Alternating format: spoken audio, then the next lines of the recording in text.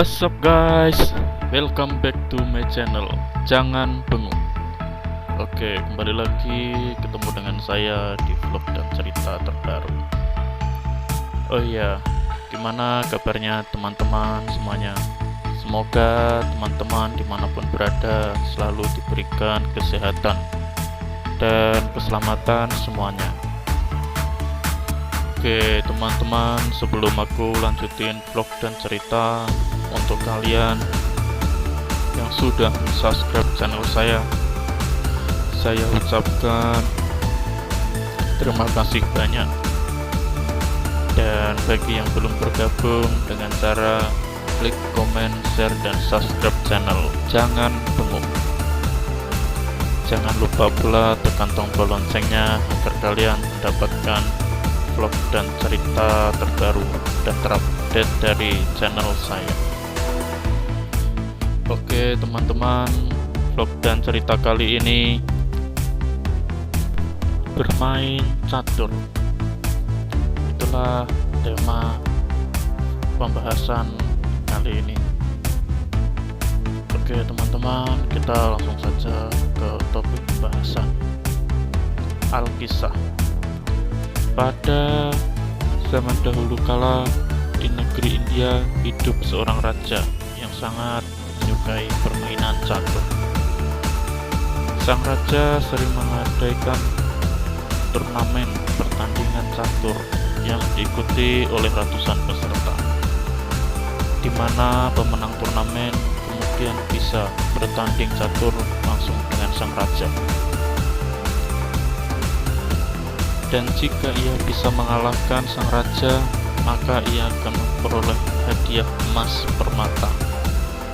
Namun setelah bertahun-tahun tidak ada seorang pun yang mampu mengalahkan sang raja dalam pertandingan catur. Hingga suatu hari raja mendengar bahwa ada seorang petapa yang sangat bijaksana yang tinggal di suatu desa, yang sangat hebat dalam bermain catur, namun tidak pernah ikut turnamen. Raja mengutus pengawal kerajaan untuk mengundang sang petapa ke istana. Sang raja kemudian bertanya, "Wahai petapa, apakah benar kau pandai dalam bermain catur?" Petapa menjawab, "Tidak, yang mulia. Itu hanyalah cerita orang-orang di desa. Hamba hanyalah seorang petapa dan hamba tidak pandai bermain catur." Melihat ekspresi sang petapa yang sangat tenang dalam menjawab, raja justru jadi penasaran dan kemudian berkata, "Begini saja, aku akan memberikan apapun yang engkau inginkan, lebih dari sekedar emas permata, asalkan engkau bisa mengalahkanku dalam pertandingan catur." Sang petapa menjawab, "Baiklah, jika itu yang mulia inginkan, hamba akan bertanding catur dengan yang mulia.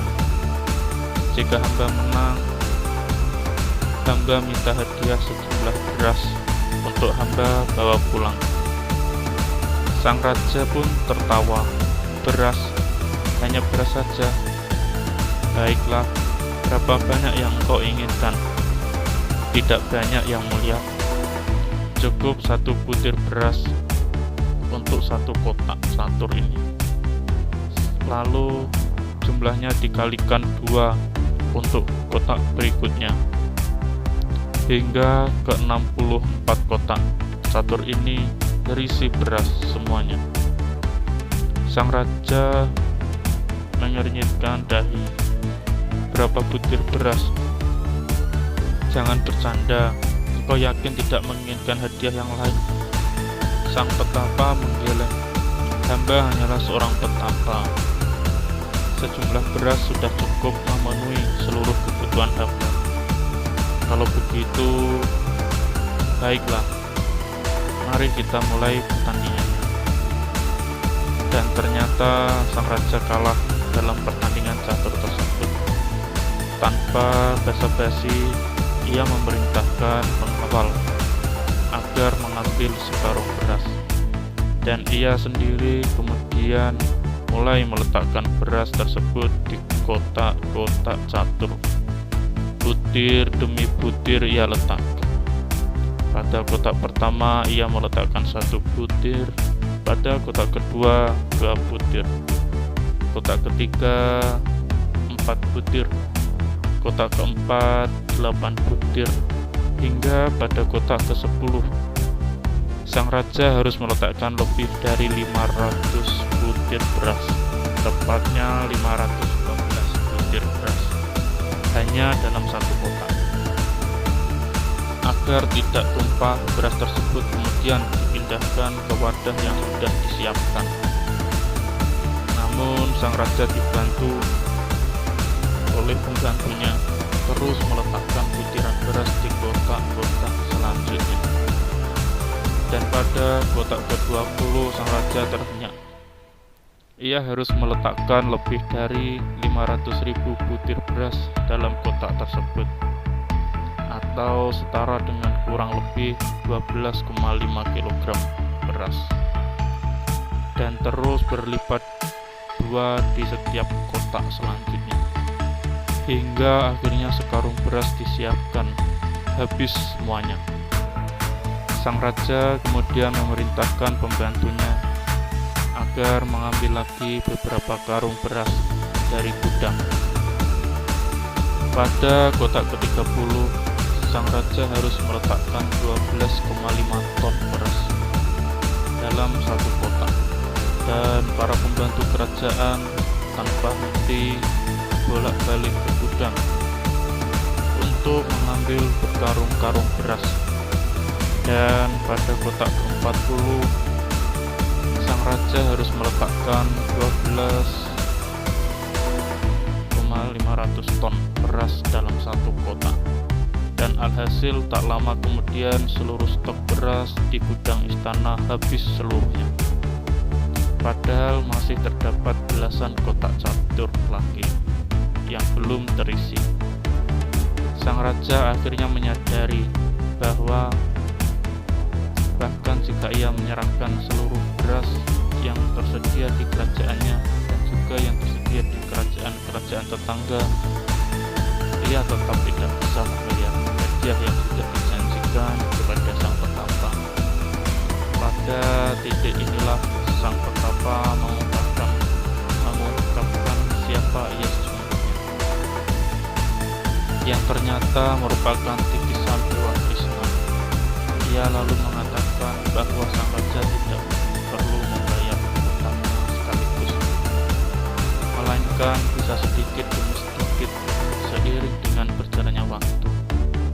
Karena itulah di kuil Dewa Krishna di wilayah Ambala, Pusa, India, sejak abad ke-15 hingga sekarang secara rutin diadakan festival tahunan, di mana pemerintah setempat memasak Paal Payasam, yaitu makanan khas yang terbuat dari olahan beras dalam jumlah besar, kemudian membagikan secara gratis kepada seluruh peziarah yang hadir.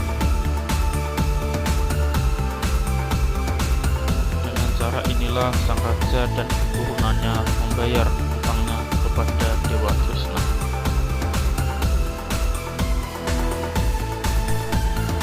Oke teman-teman, cerita kali ini cukup sampai di sini dulu, dan terima kasih bagi yang sudah menonton dan membaca cerita ini. Jangan lupa untuk komen dan subscribe channel.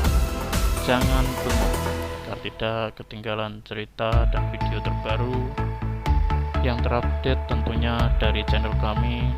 Terima kasih dan selamat beristirahat.